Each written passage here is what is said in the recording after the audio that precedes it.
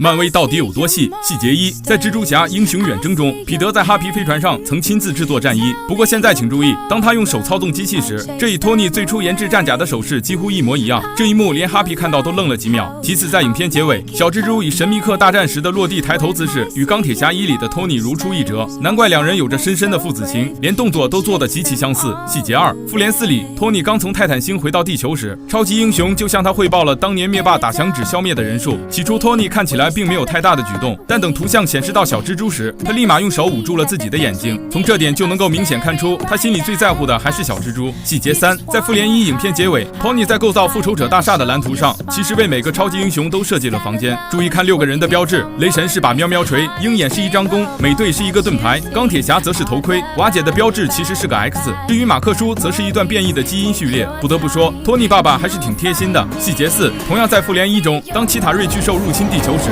撞毁了曼哈顿中央总站的一座雕像，而到了复联2，这座雕像被修复，改成了纪念纽约大战的石雕，上面雕的并不是超级英雄，而是在纽约大战中的普通市民。之后在蜘蛛侠英雄远征的影片结尾，当荷兰虫荡秋千找 MJ 约会时，就出现了这座雕像的身影，所以论联系性还得是漫威。细节5，在奇异博士1里，当卡西利亚斯追逐斯特兰奇的过程中，他使用魔法让所有大楼都发生空间扭曲。然而现在请注意，如果我们将视频放大，你就能清楚看到，这些大楼里还有一座是复仇者大厦。不得不承认，这点不仔细观察很难被发现。细节6，众所周知，复联3中灭霸将心爱的卡魔拉扔下悬崖，只为获得那颗灵魂宝石。那么问题来了，紫薯精有多爱卡魔拉呢？在复联3里，卡魔拉说自己从小就痛恨王座。于是灭霸思来想去，最终一屁股坐在了台阶上。之后到沃米尔星时，红骷髅突然现身来做亲子鉴定。此时请注意灭霸的动作，他下意识用一只手挡在了卡魔拉面前，直到察觉没有危险，他才慢慢挪开。看不出来紫薯精还是个暖爸爸呀。细节7，复联3里，格鲁特正式进入青春叛逆期，不仅每天沉迷于游戏，还时不时口吐芬芳。